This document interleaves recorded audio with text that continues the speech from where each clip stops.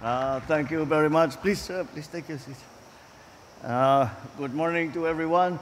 Ating mga gobernador, kanilang mga representatives that have come here, and of course our city mayor. And I will have to correct you. You say I'm always kind. I'm only always kind to you. The other people, I'm not kind. Kasi mabait ka sa akin eh. So mabait din ako sa iyo. Sinama ko na ang mayor natin ng Tacloban, who is also here, si Alfred, because he wanted to see what it is that we were doing.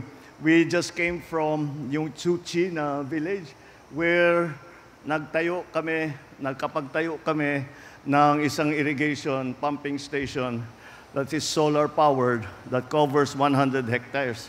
So ito yung ginagawa. We have built over 100 of those around the country already. I just wanted to see how it worked. Maganda naman, we're using the best of high technology. May satellite imaging, merong AI na ginagamit. It's really impressive kasi napakaganda sa ani. And then, but we came here because this is part of the continuing, shall we say, strengthening of our healthcare system. Dahil talaga, bata pa ako, ay lagi pinapaalala sa akin ng aking mga ninuno na kahit gaano kakayaman, kahit gaano kakasikat, pag ikaw ay may sakit, hindi mo ma-enjoy lahat ng pinaghirapan mo buong buhay mo. So you have the most important thing for every person, hindi lang sa in politics or in public service, pero bawat tao, ang pinakamahalaga ang kalusugan. And so that's what we have focused ourselves on. Ay bukod pa ron, dumaan tayo sa COVID. Marami tayong nakita na pagkukulang sa health system natin. Marami tayong nakita na bago na kailangan gawin na dati hindi natin kailangan gawin. Like now, we have to have a virology lab. We have to have specialty centers. We have to have cancer centers. We have to have dialysis centers. All of this, we are trying to put together. That is why we are very, very interested in making the experience of all our people who are getting sick. Basta't nagkasakit, sana naman hindi na masyado silang mahirapan at hindi sila natatakot pumunta sa ospital para magpagamot dahil mahal ang gamot, mahal magpatingin, mahal magpa-confine. Kaya yung last SONA ko, we introduced already zero billing in all of DOH hospitals. As a matter of fact, mula rito, we will be going to Tacloban to look at kung titignan natin, testingin namin yung sistema ng zero billing. Dahil meron kaming naririnig na mahabang pila, na mahirap pa rin, so titignan natin paano natin naayusin para ang pasyente papasok, it's an outpatient service, ang pasyente papasok, magpapatingin, bibigyan ng reseta, o kung ano ang kailangan para gamutin. Pagkatapos ng konsultasyon, pupunta siya sa pharmacy, pwede na siyang bumili. Yung reseta, may credit, may credit yun. So, libre, pero what we are doing, ina-accredit namin ang mga butika. Para kahit saan, pwede silang pumunta at sabihin, meron akong resetang ganito, ibibigay sa kanila ng libre. Paglabas nila ng ospital, wala na silang babayaran. Ang resibo nila, zero. Yun lang para meron lang silang resibo.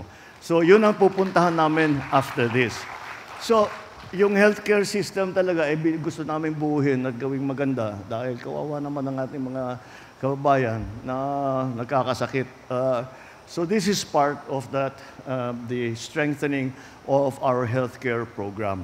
Because maraming masyado pa na transport vehicle nga ito dahil karamihan naman yung mga ambulansya natin ginagamit yan to transport them to kung saan, to the regional hospital, kung dun sa hanggang Maynila o minsan, whatever it is. So sa aming pananaw, this is the most practical. And kung titignan ninyo ang ating mga binigay ay we have we chose precisely isang model na kayang madaling ayusin, maraming pyesa. Basta alagaan lang ninyo. Alagaan lang ninyo ng mabuti. Tatagal yan. Because itong brand na ito, very, very reliable yan. At saka kagaya ng aking nasabi, kahit sinong mekaniko dito sa Pilipinas, kaya nilang ayusin ito. At hindi mahirap makuha ang pyesa. Kaya alagaan nyo lang, tatagal ng mabuti yan. And tapos, kung sasabihin, parang maliit. Dahil sa experience namin, nagkataon din kami na magkaroon kami ng yung nakikita mo sa television, yung malalaki na maraming sirena, kung ano-anong, ang daming gamit sa loob. Nagkaroon din kami niyan. Pinadalhan kami sa Ilocos noon. Ang problema doon, maganda yun pangbiyahe. Pero mahirap yun para papasok sa mga maliliit na iskinita. Yun ang nakita namin, sabi ko, hindi practical. Tapos pag nasira, patay ka na, hindi mo na magamit. Basta't may kaunting sira, mahirap ang pyesa, walang may marunong buksan. So this is the model that we think is the most practical. It will cover 90+% of all the needs of a patient. He can work as an ambulance, it can work as a transport vehicle. So, as of now, we have out of the 1,642 cities and towns, we have been able to give away 1,173 na PTV. So, malapit na. Pinapangako sa akin ni Mel ang ating that by the end of the year we will start already the second round. Kasi pag natapos na namin mag 100% na lahat itong 1,642 na bayan at saka lungsod, babalikan din namin. Meron dyan talaga, yung maliit, okay na yung isa. Pero yung malalaki, kulang. So, baka bigyan na naman natin ng isa pa. So, we have to patuloy lang namin gagawin hanggang medyo naman maayos na yung ating sistema ng ganyan. Nagulat ako, binigyan ako ng listahan na meron pa pala tayong mga first-timer dito na first time na magkaroon ng ambulansya sa bayan ninyo. Sa Leyte, Abuyog, first time. Haro, first time. Haro, Cananga, Matalom, Santa Fe. And then in Samar, Tagapulan is the first time na magkaroon ng ambulansya. General MacArthur naman sa Eastern Samar, Salcedo, San Policarpio, Lapinig, San Vicente, Silvino, Lubos. So, I'm very happy to be able to say na marami na rito ay 100% na. Kung kulang pa, sige, babalikan namin kayo if you still need kung ano pa. But, alam niyo, ang PCSO, hindi lang ambulansya ang binibigay. Traditionally, talaga ambulansya ang binibigay. Pero maraming serbisyo ang PCSO. Kaya bigyan niyo ng trabaho si Mel Robles para lahat ng kaya niyang ibigay, maibigay niya sa atin. So anyway, this is our continuing effort to strengthen our healthcare system and to bring healthcare back as low down to the smallest members of our society. Na alam mo, palapitin lang natin ang healthcare sa taong bayan. At alam naman natin, mga governor, mga mayor, alam ninyo lahat ito na kung minsan ang problema dahil walang napupunta lang doon sa provincial hospital, doon sa city hospital, doon sa regional hospital. Pero pagdating doon, malala na. Kasi, yun, takot pumunta dahil magbabayad ng gamot, walang pambayad ng gamot, very inconvenient na pumunta sa hospital. So by the time they go to the hospital, kuminsan too late na. Kaya, this is important, but also important are the facilities that we will be putting at the grassroots level so that yung problema na yun, na kasi karamihan naman ng problema yung sa baga, sa tiyan, buntis, yun. That's already 80+% of lahat ng mga pasyente natin.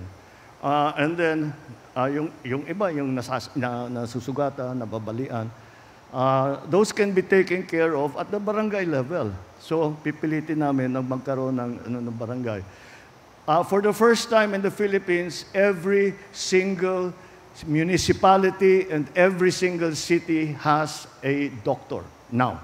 Kaya yun ang isang bagay na napaka-importante. And that is why we are encouraging, alam mo naman, yung ating mga nurse, ating mga doktor, ang iniisip umalis at magtrabaho sila sa abroad.